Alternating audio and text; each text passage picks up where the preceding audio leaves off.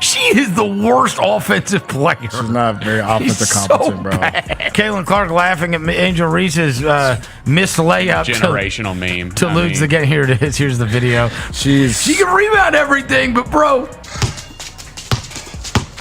Angel Reese, possibly the greatest basketball player in the history of America. Oh, wow. Look at those moves.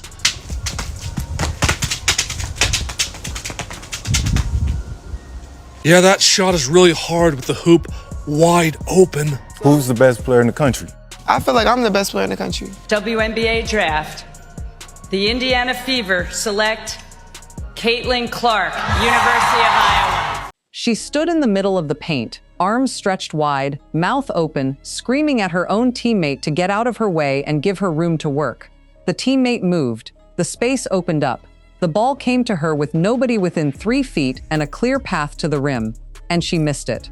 That image, that specific sequence of events, is what the internet has been unable to stop talking about since the final buzzer sounded on Indiana's overtime victory over the Atlanta Dream. If you're enjoying the video so far, take a second to subscribe to the channel and turn on the bell. But the missed layup is only the surface of what actually happened inside that arena.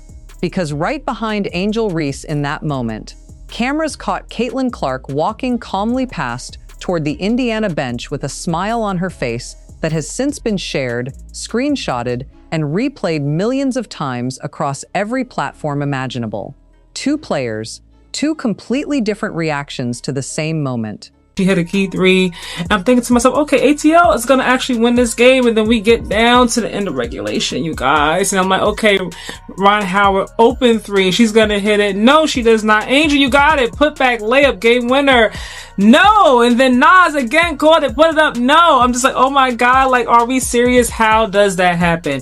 And all of you guys, baby, my girl, Angel, all right, back up off her, okay? Like, back up off of Angel. We know that she missed that layup. We get it. And a rivalry that was already one of the most watched storylines in women's basketball just got significantly more complicated. But the real story here is not just about one missed shot. It is about what might be quietly breaking down inside that Atlanta locker room, and whether Angel Reese's own teammates have started asking questions they are not yet saying out loud. The game had been physical, competitive, and genuinely entertaining for most of the afternoon. Indiana and Atlanta had been trading runs, trading leads, and trading the kind of possessions that make a rivalry feel real rather than manufactured. Both rosters were competing hard, and for long stretches, it looked like Atlanta was going to make a genuine statement win on the road against one of the best teams in the league. The Dream have the ball for the last shot, game's tied, and Angel Reese has a bunny layup basically by herself, uncontested, and she cannot make that layup. She had 14 rebounds yesterday, 5 of them offensive. I'm not sure how many were off her own misses because I was at camp and got home for the end of regulation and then overtime. But her making that or missing that layup, you just knew. And she looked kind of crestfallen, and she should be because you ought to be able to make a damn layup. Then came the sequence that changed everything, and it did not start with the final buzzer. It started earlier in the game when cameras caught Angel Reese standing in the paint, arms out, voice up, directing her own teammate to clear out of the area and give her operating space. That moment alone would have been unremarkable in almost any other context. Players communicate on the floor constantly. Point guards direct traffic. Frontcourt players call for position. It is a standard part of the game at every level. What made this particular moment impossible to ignore was what happened immediately after it. The teammate moved. The space was created exactly as Reese had demanded it. The ball arrived in her hands in that open area. And then, with the room she had loudly requested now sitting right in front of her, she put up a shot that found absolutely nobody on the floor.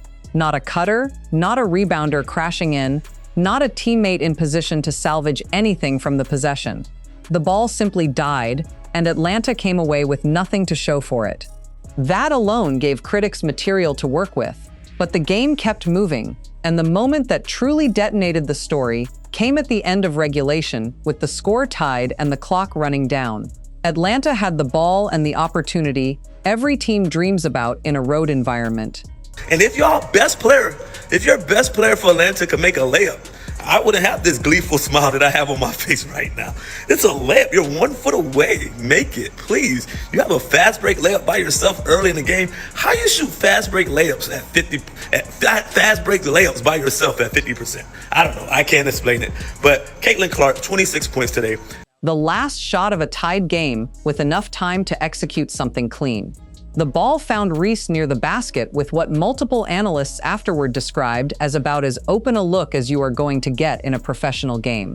No defender collapsing on her, no hand in her face, no contact disrupting her motion. A clean, uncontested look at the rim with the season narrative and a packed arena watching every second of it. She missed it. The shot came off, the rebound popped loose and live, and teammates Ryan Howard and Naz Hillman both desperately scrambled for follow-up attempts in the final ticks of the clock. Neither of them connected either, and the buzzer sounded with the game still tied, sending everything into overtime. Inside that overtime period, Indiana was steady and composed. The Fever pulled away with the kind of controlled, disciplined basketball that does not generate as many highlights as a buzzer beater, but wins games cleanly and completely. Atlanta never truly threatened to take the lead back, and when it was over, the loss sat there in the final score, like an answer to a question nobody on the Dream roster wanted to be asked. The missed layup in regulation was not the only reason Atlanta lost. Basketball does not work that simply. But it was the moment that gave the post-game conversation its entire shape, because when you have an open look to end a game cleanly and you come up empty, everything else that went wrong before that moment tends to get reorganized around it in the public memory of what happened. Angel Reese, in particular, her energy shifted. I thought when she got some of those easy baskets to go in the paint. Let's go back to Angel really quickly, though, because she was part of the catalyst that you saw to be able to change things around. It's been there. Like, sometimes the basket is too open. I can't believe we had to listen to that garbage the entire halftime, the entire broadcast of the game while she is blowing the easiest first grade 1-inch layups you'd ever see. And Caitlin Clark is out there hitting logo bombs in her face, dropping 26 and 9 for 12 straight games. Instead of saying she's playing at an MVP level, they're out here glazing Angel Reese just like her fans do on social media. Caitlin Clark gets no love, not considered in the MVP conversation, will be the only player in WNBA history to be top 3 in points and number 1 in assists, and they're sitting here glazing Angel Reese. It's all about Olivia Miles and Paige. And the conversation that erupted in the hours after that buzzer was not polite or patient. The initial headline coverage of Angel Reese's performance leaned heavily on one set of numbers: 15 points, 14 rebounds, 6 assists. Her 23rd double-double of the season, putting her within striking range of a WNBA record that had been discussed and tracked throughout most of the year. That is the kind of stat line that looks genuinely impressive inside a broadcast graphic and generates plenty of respectful post-game commentary from analysts who are working quickly on limited context. But the picture underneath those numbers tells a completely different story, and it is not a comfortable one. She finished the game 5 for 16 from the field. That shooting percentage would be difficult to defend for a perimeter player working through complex defensive schemes and contested mid-range situations. For a player who operates primarily near the basket, whose entire offensive identity is built around catching the ball in close-range positions and converting efficiently, 5 for 16 is a number that strips the double-double of most of its weight. Before halftime, she missed her first 6 shot attempts in a row. 6 consecutive possessions where the ball came to her and came right back out without going through the net. I know that everyone says that mic and drills don't work for basketball, but if there's one person on the face of this raggedy planet that needs to do mic and drills until their wrists fall off, it is Angel Reese. I have never seen a human miss that many point-blank layups regularly. Angel Reese, she doesn't just see everybody, oh, she missed a game winner, her palms are sweaty. Nah, she misses regular lays all the time. The little putbacks, the million rebounds is a symptom of her missing point-blank layups. Is she left-handed? Because it's always a right-handed, I promise you, with the same coverages she has to get through. I can score that. I can do that. Father of three, regular nigga. Right? I promise you, I could shoot a higher percentage right there at the basket to Angel Reese. Her own post-game comments acknowledged that she felt she had started poorly and needed to correct things quickly. That kind of self-awareness is admirable. But admitting you started poorly does not undo the possessions that were wasted while the rough start was still happening. Then came the fourth quarter, the period that decides games. The stretch when defenses tighten, fatigue accumulates, and the players who are going to actually determine the outcome reveal themselves through their production. Reese finished that fourth quarter without scoring a single point. 0 points in the exact window of the game where Atlanta needed its front court presence to show up and give them something to build a winning possession on. The 6 assists are worth examining too. On the surface, they look like the work of a player who was finding teammates when her own shot was not falling. But assists in a game where a player is also missing 16 shots can sometimes reflect a player who had the ball frequently enough that passes leading to made baskets got logged alongside a brutal shooting performance. The volume was there. The efficiency simply was not. This is the specific gap that critics have been pointing to when they push back against the double-double narrative surrounding Reese this season. A double-double is a real achievement, and the rebounding numbers are genuinely elite. But when a player shoots 5 for 16, scores 0 points in the fourth quarter, and misses the 2 most critical close-range attempts of the entire game, the double-double becomes a headline that obscures more than it reveals about what actually happened once the stakes were highest. I don't know how y'all do it. I don't know how y'all defend her. The score is 81-81 in the fourth quarter. 6 seconds left. Atlanta Dream has the chance to win this game. Then this happens. 5 seconds. Howard launches. Missed it badly. Reese the putback. Won't go. Hillman, no. Like, I truly do not understand. Angel Reese is a professional basketball player. Why do she miss so many layups? Like, look. Layups is like the second thing that you learn when you first start basketball. The first thing is how to dribble a basketball. Then the coach will bring you down to that block, exactly where she missed that layup, and teach you how to shoot off that square. But I don't think nobody taught her. Whatsoever. She lost them that game. Y'all can say whatever y'all want. If she would have hit that layup, game over. Game over. I had nothing to say. That layup was wide open. If y'all don't think that was wide open, that's bullshit. Aaliyah Boston was right behind her. She could have hit that layup. Stats are a starting point, not a conclusion. And the conclusion written by this specific performance, in this specific game, at this specific level of national attention, was not one that the double-double headline alone was going to be able to cover up. Angel Reese has been clear and open throughout this season about the kind of player and teammate she wants to be seen as. She has spoken publicly about being a vocal presence. She has described herself as someone who holds teammates accountable in real time, who directs traffic, who takes up space on the floor and in the locker room conversation. The self-described identity is that of a leader whose voice drives the people around her to compete harder and perform better. There is genuinely nothing wrong with that instinct on its own. Basketball has a long history of players whose presence and volume on the floor elevate everyone around them. Leaders who talk constantly, who demand positioning, who create a standard of intensity that their teammates rise to meet. That kind of leadership is valuable, and some of the greatest players in the history of the sport have operated exactly that way. The issue is not the loudness. The issue is what the loudness needs to be backed up by to remain credible inside a locker room over the course of a long and grinding professional season. When a player consistently demands space, consistently calls for the ball in key moments, and consistently delivers results that justify all of that demand, the dynamic works. Teammates move aside willingly because the track record has taught them that clearing space for this particular player is going to produce something positive for the team. The demanding tone earns its place because the production follows it reliably.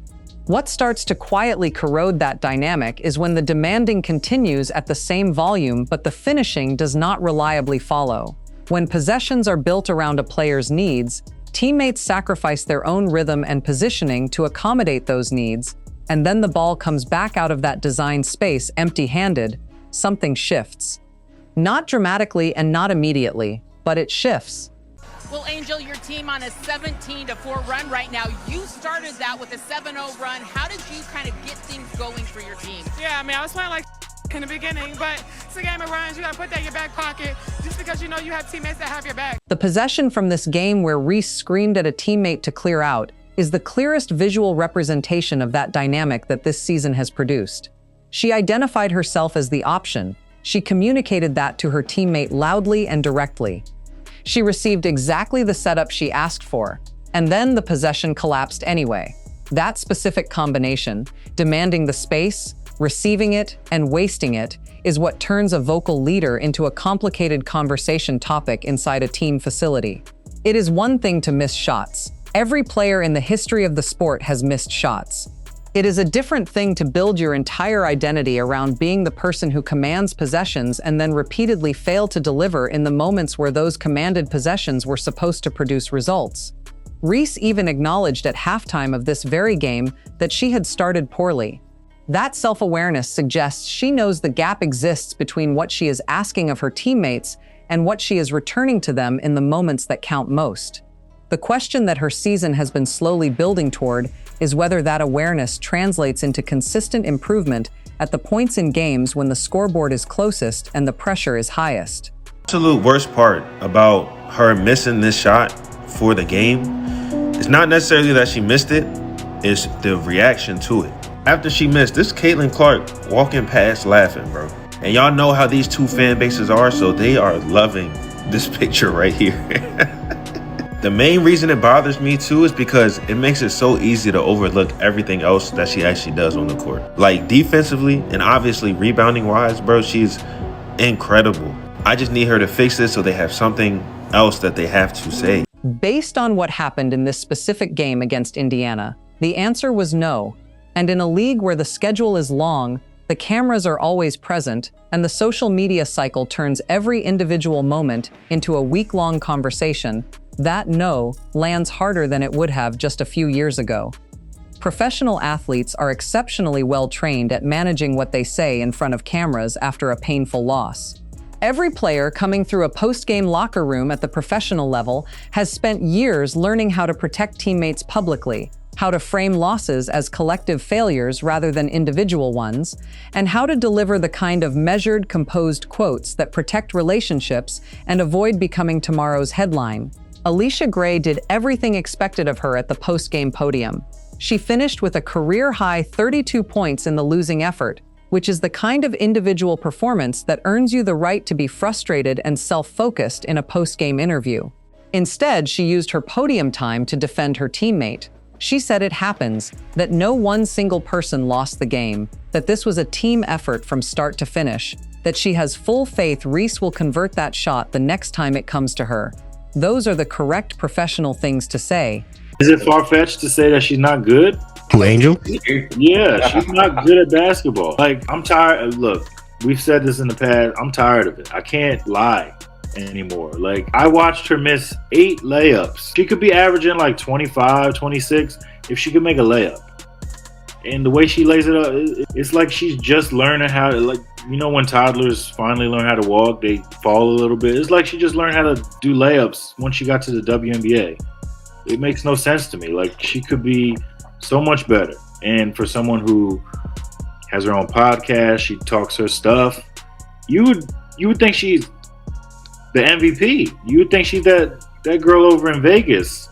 But no, she's closer to AZ Fudd than she is to homegirl in Vegas. So, yeah, there's that. She's been an inefficient player.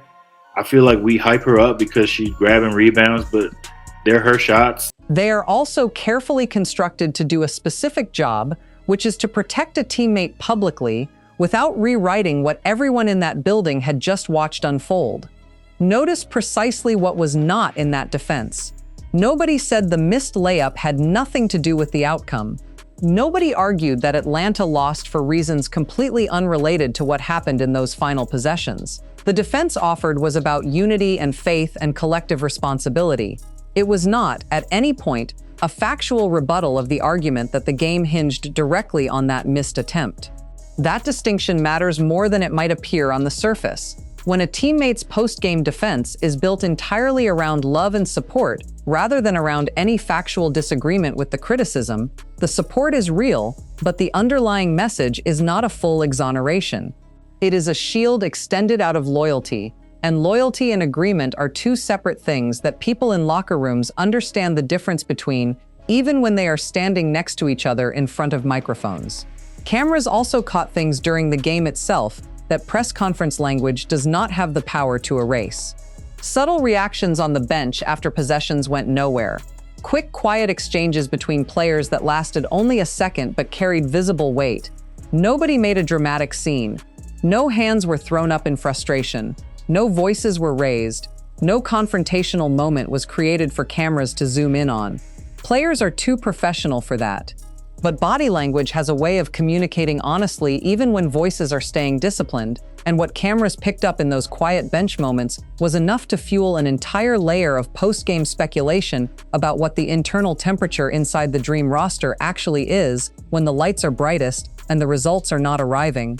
Coach Carl Smeresesko's post-game press conference added its own layer. He worked to stay diplomatic throughout, framing the loss carefully and avoiding any language that would single out an individual player for a team result. But reporters kept bringing the conversation back to that final regulation possession.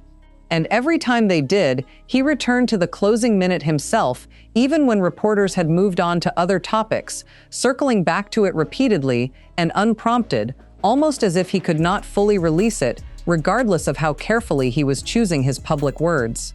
When a coach cannot stop returning to the same 60-second stretch of a game, even while attempting to move the conversation forward, the restraint on the surface is telling its own story underneath it. Within minutes of the final buzzer sounding, before most of the players had even reached the locker rooms, one specific image had already begun spreading faster than anything else connected to the game. Cameras had caught Caitlin Clark walking calmly past Angel Reese toward the Indiana Fever bench in the aftermath of the missed regulation layup, and on Clark's face, clearly and unmistakably visible, was a smile.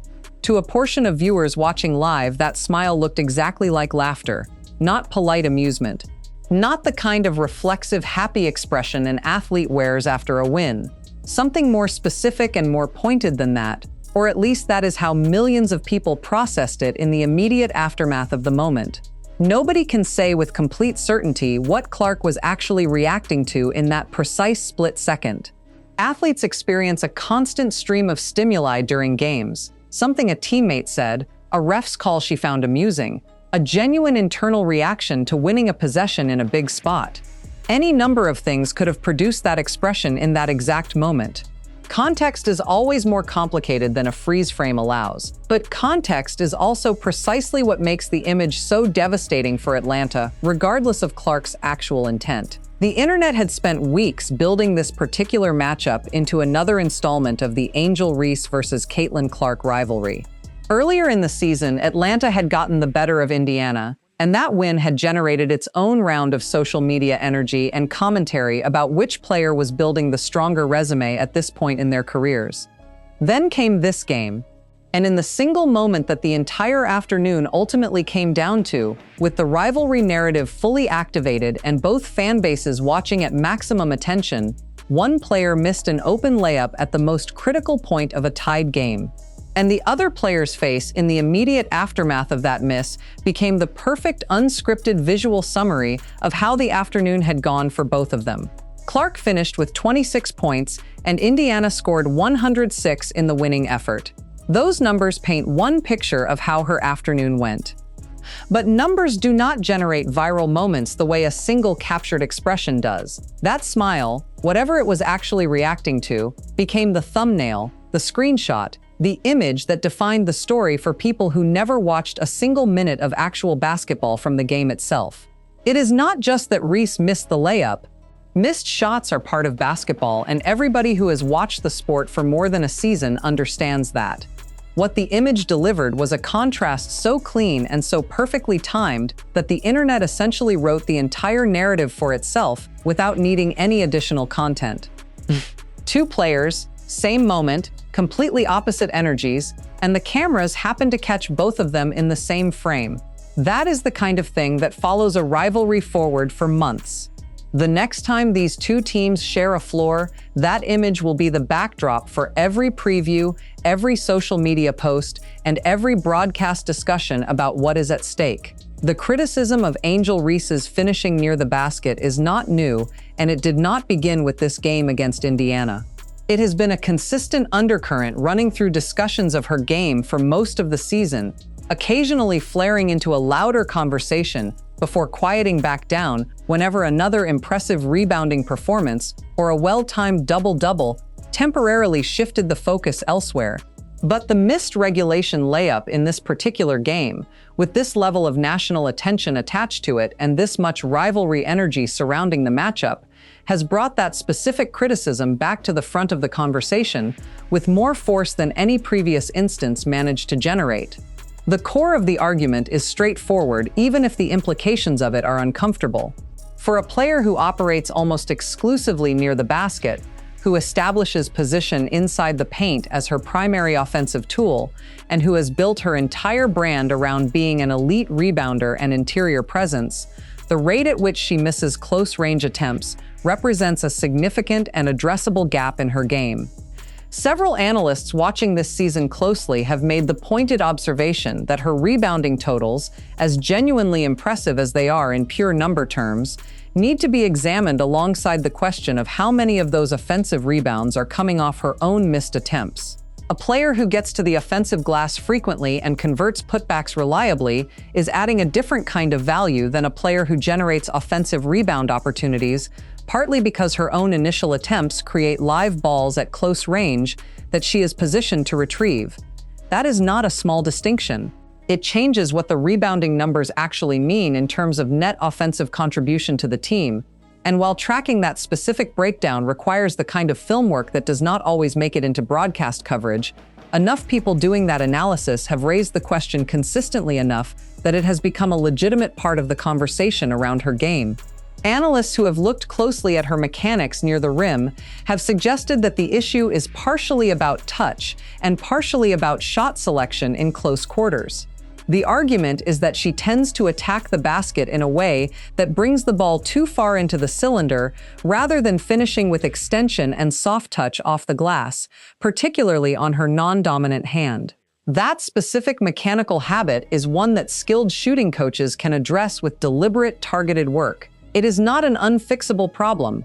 The more complicated question is whether the missed attempts are purely mechanical or whether decision-making is also a factor. Choosing when to lay the ball gently off the backboard versus when to attack the rim hard, reading the angle of approach correctly, recognizing when a different shot shape would give the ball a better chance of going through, those are judgment calls that happen faster than conscious thought at the professional level. And developing that judgment consistently across different game situations under pressure is the kind of improvement that takes sustained focus and time. What is clear is that the potential sitting underneath her current production is real. Multiple voices in this conversation, even among her harshest critics, have acknowledged that if she converts at a simply average rate from the positions she is already getting to on a nightly basis, the numbers she would put up would be genuinely elite. The path to the basket is there, the positioning is there, the physical tools are there. The finishing is the one piece that has consistently refused to arrive reliably in the moments that matter most. The morning after a loss like this one, when the clips have been shared millions of times and the commentary has been running on a loop across every platform, the practical question sitting inside the Atlanta Dreams facility is not about social media. It is about decisions, specifically about how crunch time possessions get distributed for the rest of this season and what role Angel Reese occupies in the closing minutes of close games going forward. Coach Carl Smarachesco does not have the luxury of letting the public conversation answer that question for him. He has a roster to manage, a playoff picture to navigate, and a team that produced a career-high 32 points from Alicia Gray in a loss, which is the kind of individual performance that suggests the talent around Reese is real and capable of delivering in big moments. The question of how to deploy all of that talent most effectively in the situations that decide outcomes is the one his staff now has to work through with more urgency than before. The earlier meeting between these two teams this season offered a useful contrast. Atlanta beat Indiana in that game, and Reese played a genuinely different role in that victory. Her production was more efficient, and her presence inside the game felt more complementary to what the team was trying to build together, rather than something the team was constantly reorganizing itself around. That version of Angel Reese inside an Atlanta offense is a genuinely useful player on a team with legitimate aspirations. The version that showed up in the closing stretches of this game, the one demanding space and receiving it and then coming up empty on the two most critical possessions of the afternoon, is the version that creates real strategic problems for a coaching staff trying to compete with Indiana and the other top teams in the league when everything is on the line. The rivalry with the Fever is not going away. The schedule will bring these two franchises back together, and when it does, the backdrop of this game will hang over everything. The Clark image, the missed layup, the overtime loss, all of it will be sitting in the background of every preview and every broadcast discussion about what is at stake the next time these rosters share a floor. That is not an easy environment to perform in for any player, but it is particularly complicated for a player who the story has already framed so specifically and so publicly. Atlanta also has road challenges ahead. Vegas, which Smeratesco mentioned directly in his post-game comments, represents the kind of test that exposes whatever internal issues a team has not fully resolved. Road environments against elite competition have a way of accelerating the conversations that close games in familiar arenas allow a team to defer temporarily. The Dream have the pieces to be a genuinely competitive team for the remainder of this season. Alicia Gray proved that capability emphatically in this very game. But the gap between a genuinely competitive team and a team that can close out the games it needs to close against the opponents that matter most may run directly through the decision about what happens with the ball when the clock is winding down and Atlanta needs a basket. That decision is now sitting on Smeratesco's desk in a way it was not before this overtime buzzer sounded. It would be an overreach to use one overtime loss, even an extremely public and painful one, to write a definitive conclusion about Angel Reese's trajectory as a professional basketball player. The body of work this season is real. 23 double-doubles is not a number that gets manufactured by accident. The rebounding presence she brings on both ends of the floor has been consistent and physically demanding at a level that not many players in the league can match. That production does not disappear because one critical close-range attempt did not convert. Great players in every sport have faced moments of public failure at the exact worst possible time and used those moments as the turning point for something better. The specific kind of miss that becomes a viral moment that gets attached to a rival's smiling face and replayed across millions of feeds can be either the thing that breaks a player's confidence or the thing that finally forces the focused, dedicated work that eliminates the problem for good. History has examples of both outcomes. What Reese does with this specific moment is the question that will define a meaningful stretch of her career narrative going forward. The mechanical issue near the rim, if it is primarily mechanical, is addressable. Targeted work with the right coaching, repetition at game speed, attention to touch and angle and hand position, that is the kind of improvement that is genuinely within reach for a player with her physical gifts and her positioning instincts. It is not a ceiling problem. It is a skill development problem, and those respond to work. The leadership identity question is more complicated and more personal. Building a reputation as a vocal, demanding presence on the floor and inside a locker room requires that the results back up the volume consistently enough that teammates never have reason to privately question whether the trade is worth it. One way to rebuild that credibility after a moment like this one is to respond not with words, but with the exact thing that was missing in the moments that mattered most. Show up in the next close game. Convert the shot that ends the conversation instead of extending it. Make the basket that the whole possession was built around. Let the performance speak in the language that locker rooms actually trust, which is not press conference quotes or social media posts, but what happens when the score is tied and the clock is almost gone. The rivalry with Caitlin Clark and Indiana is not slowing down. Every game between these two teams is going to carry the weight of everything that has already happened between them, and the next chapter of that rivalry will be written by what both players do the next time the situation calls for someone to step up in a decisive moment. Clark answered that call in this game clearly and without ambiguity. Reese did not. Whether that gap stays the same or closes the next time these two rosters collide is the only question this season that might actually matter more than the standings. If you're enjoying the video so far, take a second to subscribe to the channel and turn on the bell. This all started with one missed layup in a tied game, but what it revealed reaches considerably further than the final score of one overtime loss in a regular season matchup. It touched the leadership dynamic inside an Atlanta locker room, the gap between Angel Reese's public identity and her production in critical moments, and a rivalry with Caitlin Clark that has now produced one of the most replayed images of the entire NBA season. Reese's season numbers still tell a real story about an elite rebounder who brings genuine value to this dream roster. That part of the conversation deserves to stay in the picture. But the missed layup and the smile captured immediately after it are not going anywhere either. They are now part of the permanent visual vocabulary of this rivalry, and the only real response to that kind of moment is what happens the next time everything is on the line. The deepest question this game left behind is not whether Reese can fix her finishing near the rim. She can. The question is whether she can make that improvement show up specifically and consistently in the exact moments that decide outcomes, against the exact opponents that the whole league is watching, when the stakes are high enough that coming up empty carries a cost that double-doubles cannot cover. The next time Indiana and Atlanta share a floor, everyone already knows what they will be watching for. And so does she.